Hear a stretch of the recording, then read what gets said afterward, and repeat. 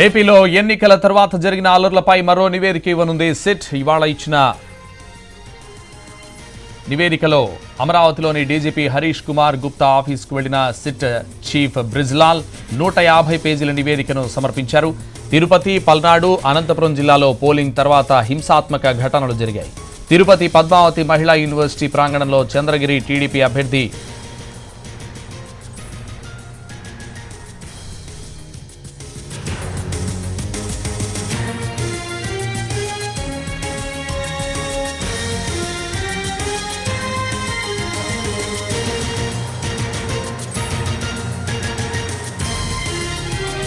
ఏపీలో పోలింగ్ తర్వాత జరిగిన హింసాత్మక ఘటనలపై సిట్ ప్రాథమిక నివేదిక ఇచ్చింది. అల్లర్లలో మొత్తం 33 కేసులు నమోదయ్యాయని, 1370 మందిని నిందితులుగా గుర్తించారని నివేదికలో పేర్కొంది.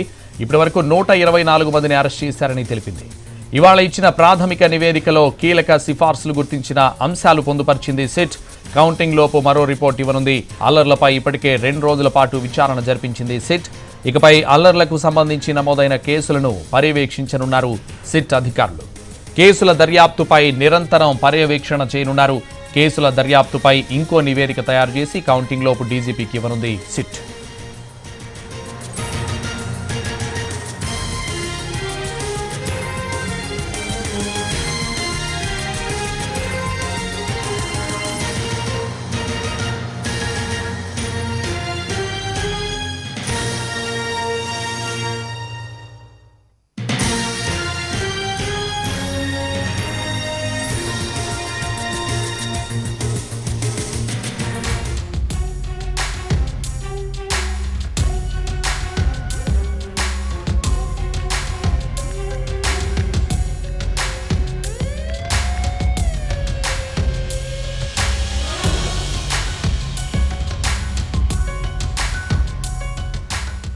ఏపీలో పోలింగ్ తర్వాత జరిగిన హింసాత్మక ఘటనలపై సిట్ ప్రాథమిక నివేదిక ఇచ్చింది. అల్లర్లలో మొత్తం 33 కేసులు నమోదయ్యాయని, 1370 మందిని నిందితులుగా గుర్తించారని నివేదికలో పేర్కొంది. ఇప్పటివరకు 124 మందిని అరెస్టు చేశారని తెలిపింది. ఇదే విషయానికి సంబంధించి మరింత సమాచారం మా ప్రతినిధి శ్రీకాంత్ లైవ్లో అందిస్తారు. శ్రీకాంత్,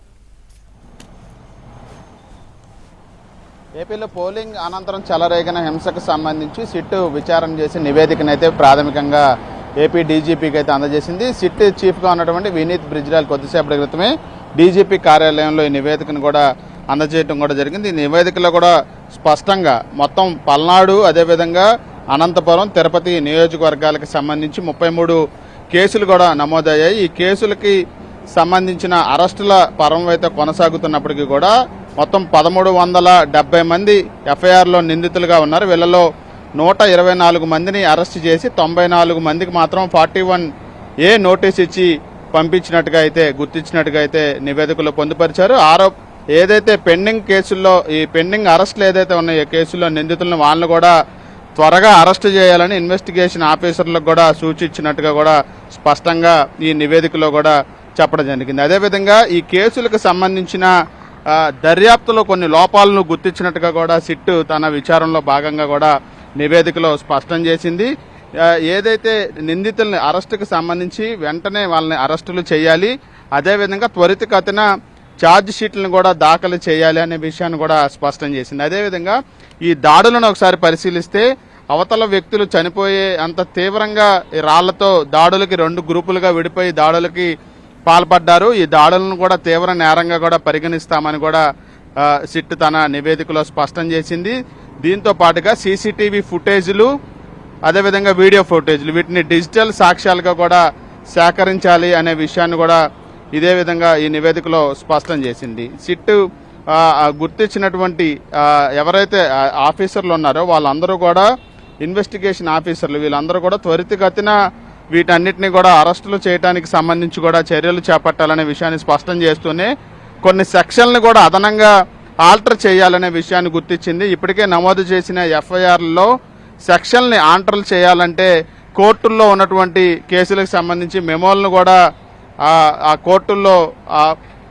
కోర్టుల్లో కూడా ఆ మెమోలను దాఖలు చేయాలని ఇన్వెస్టిగేషన్ అధికారులకి ఈ మెమో ఏదైతే నివేదిక రూపంలో అయితే స్పష్టంగా డీజీపీ దృష్టికి కూడా తీసుకెళ్లింది. దీంతో పాటుగా దాడులు జరిగిన ప్రాంతాల్లో బాధితులతో మాట్లాడాము, వాళ్ళ దగ్గర నుండి తీసుకున్నటువంటి వాళ్ళు ఇచ్చినటువంటి అంశాల ఆధారంగా కూడా స్థానికంగా ఉన్న పోలీసులకి తదుపరి చర్యలు తీసుకోవడానికి రెఫరెన్స్ కూడా అందులోనే తెలియజేశామని కూడా సిట్ తన నివేదికలో పేర్కొంది.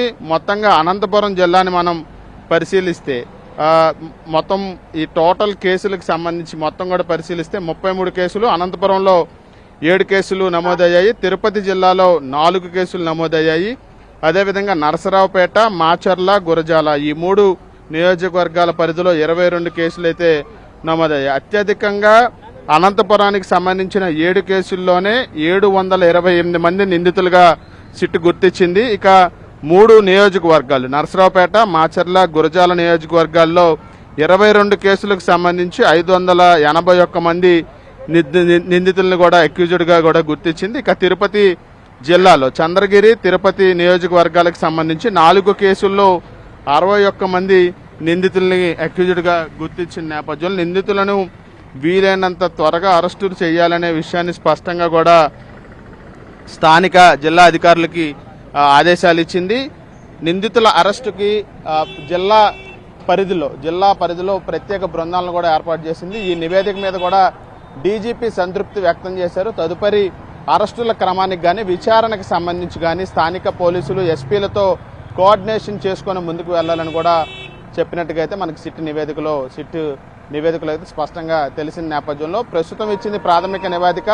తర్వాత కేసులన్నిటికీ సంబంధించి విచారణ పురోగతి మీద మరొక నివేదికను కూడా సిట్ ఇవ్వబోతోంది. కౌంటింగ్ ప్రక్రియ లోపున ఈ పురోగతి నివేదికను అయితే సిట్ చీఫ్ డీజీపీకి ఇచ్చే అవకాశాలు ఉన్నాయి. ఇప్పుడు ఇచ్చిన నివేదికను కూడా సిఎస్కి డీజీపీ వెళ్ళినట్టుగా అయితే మనకు తెలుస్తుంది. వీళ్ళిద్దరూ కలిసి ఎన్నికల సంఘానికి ఈ నివేదికను కూడా పూర్తి స్థాయిలో అల్లర్ల మీద జరిగిన ఈ నివేదికను అందించబోతున్నట్టుగా మనకి తెలుస్తా ఉంది. శ్రీకాంత్, అయితే కౌంటింగ్ కు సంబంధించి ఎలాంటి భద్రత ఇచ్చారు? ఈ సిట్ అప్పటి వరకు కూడా అప్పట్లోపు ఈ నివేదిక అంతా ఇచ్చే అవకాశం ఉందా?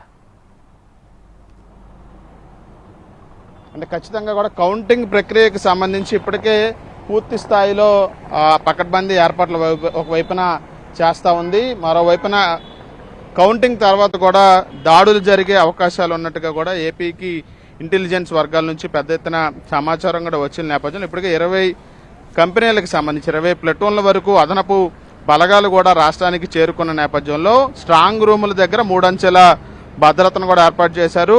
రెడ్ జోన్గా కూడా 2 కిలోమీటర్ల వరకు కూడా ఎవరు ఈ స్ట్రాంగ్ రూముల దగ్గర కూడా ఎవరు ఎటువంటి నిబంధనలకు విరుద్ధంగా కార్యకలాపాలు నిర్వహించకుండా ఉండటానికి చర్యలు చేపడుతూనే ఉన్న వ్యవహారం ఒకవైపున జరుగుతోంది. కౌంటింగ్ రోజు నుంచి కౌంటింగ్ తర్వాత కూడా దాడులు జరిగే అవకాశం ఉన్న నేపథ్యంలోనే పెట్రోల్ బంకుల్లో కూడా లూజ్ పెట్రోల్ విక్రయాలు నిలుపుదల చేస్తూ ఆదేశాలు ఇచ్చారు. గతంలో అంటే పోలింగ్ తర్వాత కూడా మాచర్లో పెట్రోల్ బాంబులతో దాడులు జరిపిన నేపథ్యంలో పెట్రోల్ బంకుల్లో అమ్మకాల మీద, పెట్రోల్ బాటిల్స్లో అమ్మకాల మీద కూడా నిషేధం విధించిన నేపథ్యంలో ఒకవైపున పోలింగ్ సమయానికి ఎటువంటి అల్లర్లు జరగకుండా ముందస్తు చర్యలు తీసుకోవడానికి అన్ని చర్యలు అటు ఇక్కడ ఏపీ పోలీసులతో పాటుగా కేంద్ర బలగాలు, కంపెనీల బలగాలను ఒకవైపున ఏపీకి తరలివస్తున్న నేపథ్యంలో ఇప్పటికే నమోదైన అల్లర్లు, పోలింగ్ తర్వాత నమోదైన అల్లర్లకు సంబంధించిన కేసుల మీద ఇప్పటికే ఒక ప్రాథమిక నివేదికని సిట్ ఇచ్చింది.